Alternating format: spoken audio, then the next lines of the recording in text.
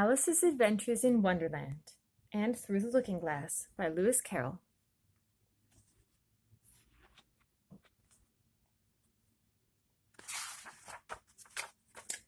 Illustrated by John Tenniel.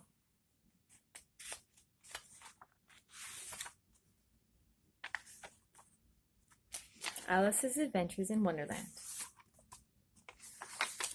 Chapter 1. Down the Rabbit Hole. Alice was beginning to get very tired of sitting by her sister on the bank, and of having nothing to do. Once or twice she had peeped into the book her sister was reading, but it had no pictures or conversations in it. And what is the use of a book, thought Alice, without pictures or conversations? So she was considering in her own mind, as well as she could, for the hot day made her feel very sleepy and stupid, whether the pleasure of making a daisy chain would be worth the trouble of getting up and picking the daisies, when suddenly a white rabbit with pink eyes ran close by her.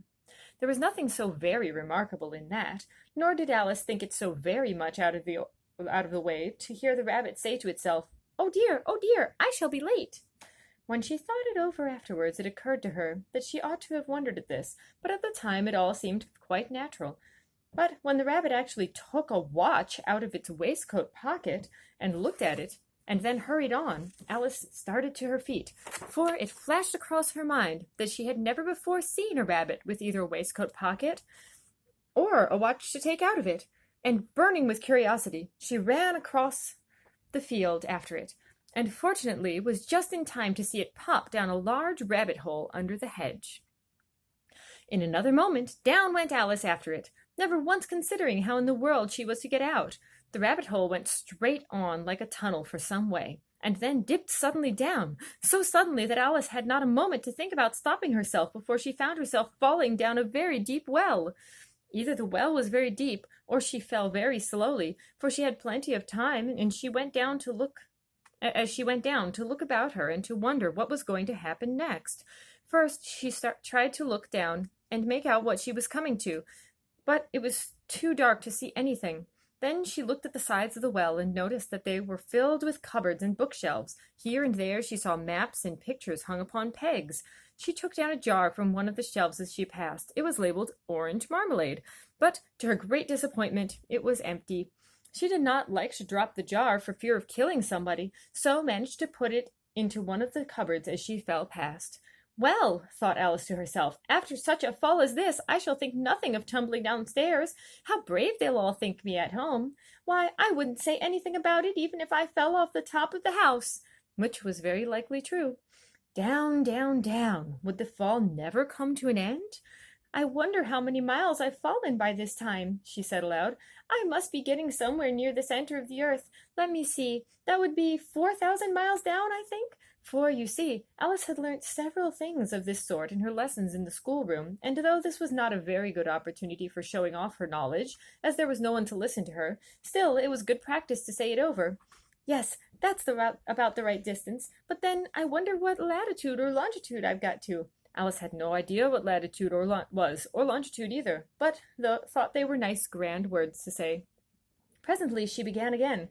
I wonder if I shall fall right through the earth.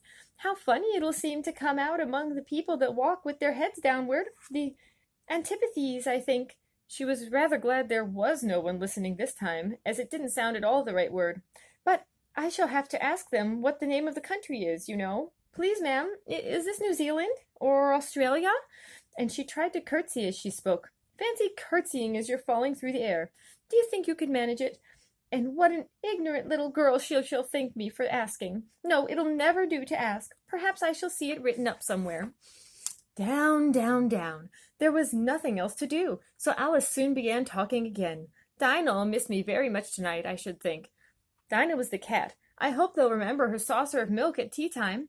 Dinah, my dear, I wish you were down here with me. There are no mice in the air, I'm afraid, but you might catch a bat, and that's very like a mouse, you know. But do cats eat bats, I wonder? And here Alice began to get rather sleepy, and went on saying to herself in a dreamy sort of way, Do cats eat bats? Do cats eat bats? And sometimes, do bats eat cats? For you see, as she couldn't answer either question, it didn't much matter which way she put it, for she felt that she was dozing off, and had just begun to dream that she was walking hand in hand with Dinah, and saying to her very earnestly, "Now, Dinah, tell me the truth. Did you ever eat a bat?" When suddenly, thump, thump, down she came upon a heap of sticks and dry leaves, and the fall was over. Alice was not a bit hurt, and she jumped up onto her feet in a moment. She looked up, but it was all dark overhead. Before her was another long passage, and the White Rabbit was still in sight, hurrying down it. There was not a moment to be lost. Away went Alice like the wind, and was just in time to hear it say, as it turned a corner, "Oh, my ears and whiskers, how late it's getting!" She was close behind it when she turned the corner, but the rabbit was no longer to be seen. She found herself in a long, low hall, which was lit up by a row of lamps hanging from the roof. There were doors all around the hall, but they were all locked, and when Alice had been all the way down one side and up the other, trying every door, she walked sadly down the middle, wondering how she was ever to get out again. Suddenly she came upon a little three-legged table, all made of solid glass. There was nothing on it except a tiny golden key, and Alice's first thought was that it might belong to one of the doors of the hall. But alas, either the locks were too large or the key too small.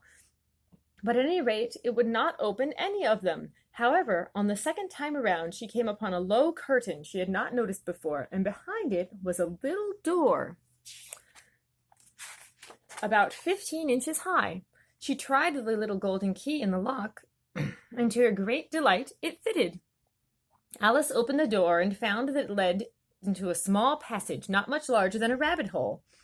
She knelt down and looked along the passage into the loveliest garden you ever saw.